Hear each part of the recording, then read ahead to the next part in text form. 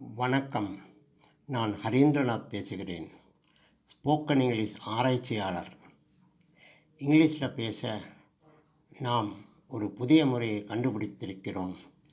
ஆரம்ப நிலை பயிற்சி விவரங்கள் ஒரே பேப்பரில் இருக்கிறது. அந்த பேப்பரை பார்த்து எல்லோரும் இங்கிலீஷில் பேசலாம்.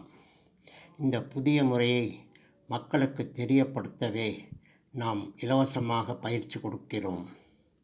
எங்கள் திட்டம் பள்ளி மாணவர்கள் 5ஆம் வகுப்பு மற்றும் அதற்கு மேலும் படிக்கும் மாணவர்களை இங்கிலீஷில் பேச வைப்பது தான். எங்கள் பயிற்சியில் 10 பாடங்கள். இந்த வீடியோவில் பாடம் 5 தினப்படி செயல், நிகழ்காலம், ஒருமையில், வர்பு வார்த்தைகளில் பேசுவது.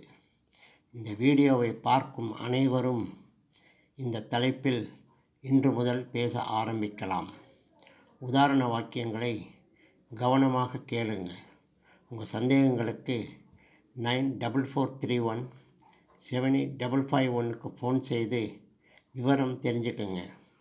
நாம் ஃபோன்லேயே விவரிக்கிறோம். பயிற்சி நேரம் காலையில் 10 மணி முதல் 1 மணி வரை, மாலையில் 6 மணி முதல் 9 மணி வரை. இதுவரை சப்ஸ்கிரைப் செய்தவர்களுக்கு எங்கள் மனமார்ந்த நன்றிகளை தெரிவித்துக் கொள்கிறோம். பாடம் 6 சி வார்த்தையில் நிகழ்காலம் ஐ மட்டும், அடுத்து தொடரும். இப்பொழுது பாடம் 5 தினப்படி செயலில் விவரங்களையும் உதாரண வாக்கியங்களையும் கவனமாக கேளுங்க. ஆங்கில மொழியில் சுமார் 1000 வர்பு வார்த்தைகள் இருக்கின்றன. உதாரணம்: ரீட் படி V1, டெல் சொல் V1, ஆஸ்க் கேள் V1, எக்ஸிட்ரா. V1 என்பது வர்பு. இந்த வார்த்தைகளை பயன்படுத்தி பேசுவதுதான் இந்த பாடம். நாம் பேசும் பொழுது சாதாரண வாக்கியம், எதிர்மறை வாக்கியம், கேள்வி வாக்கியம், எதிர்மறை கேள்வி வாக்கியம், கேள்வி வார்த்தை வாக்கியம் என்று 5 வகைகளில் பேசுகிறோம். இந்த தலைப்பில் இங்கிலீஷில் பேச ஹீ, ஷீ, இட், எக்ஸிட்ரா. சாதாரண வாக்கியத்துக்கு ஹீ கம்ஸ், அவன் வருகிறான். எதிர்மறை வாக்கியத்துக்கு ஹீ டசன்ட் கம், அவன் வருவதில்லை. கேள்வி வாக்கியத்துக்கு டஸ் ஹீ கம், அவன் வருகிறானா. எதிர்மறை கேள்வி வாக்கியத்துக்கு டசன்ட் ஹீ கம், அவன் வருவதில்லையா. கேள்வி வார்த்தை வாக்கியத்துக்கு வென் டஸ் ஹீ கம், அவன் எப்போ வருகிறான். இந்த மாதிரி வாக்கியங்களை நாம் வாய்ப்பாடு என்கிறோம். இந்த 5 வரி வாய்ப்பாடில்தான் பேச வேண்டும். குறிப்பு: இந்த தலைப்பில் 1. நாம் தினமும் செய்யும் செயல்களைத்தான் பேச வேண்டும். செயல் என்பது வர்பை குறிக்கிறது. 2. ஆங்கில மொழியில் சுமார் 1000 வர்புகள் இருக்கின்றன. அவற்றில் சுமார் 30 வர்புகளுடன் ING சேர்த்து பயன்படுத்தக்கூடாது.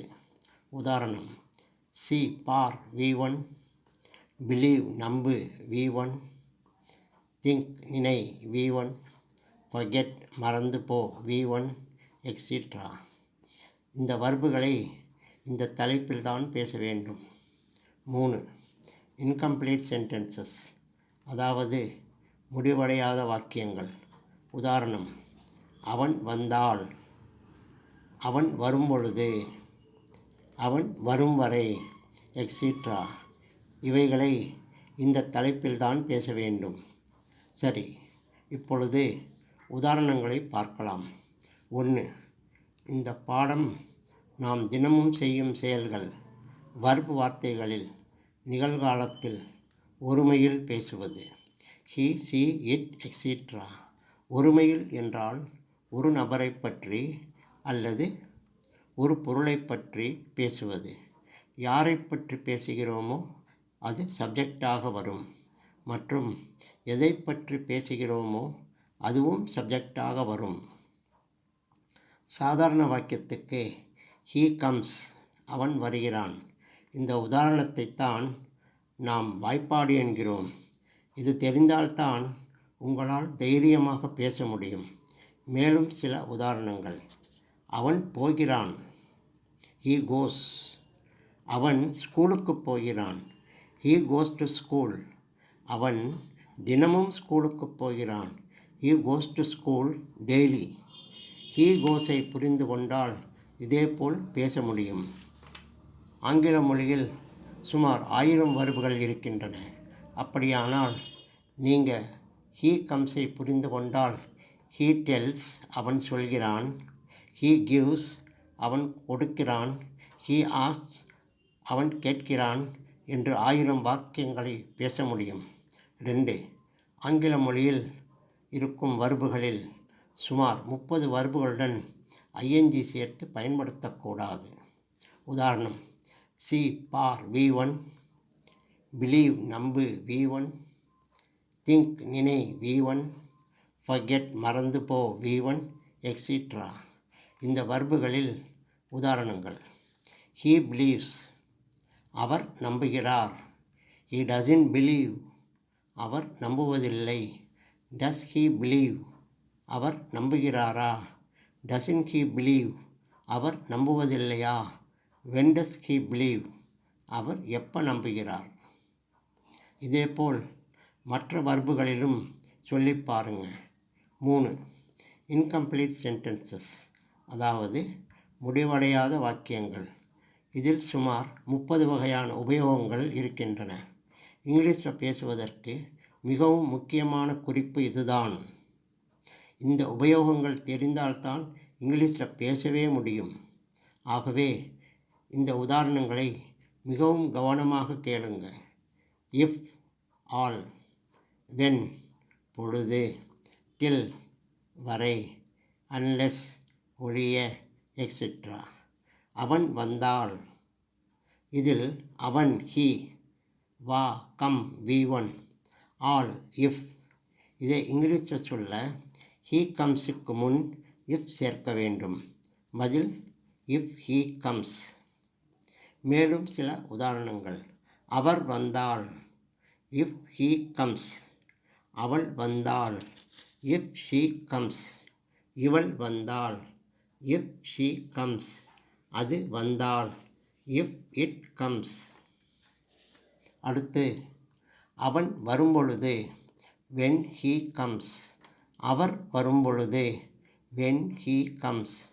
அவள் வரும்பொழுது, when she comes. இவள் வரும்பொழுது, when she comes.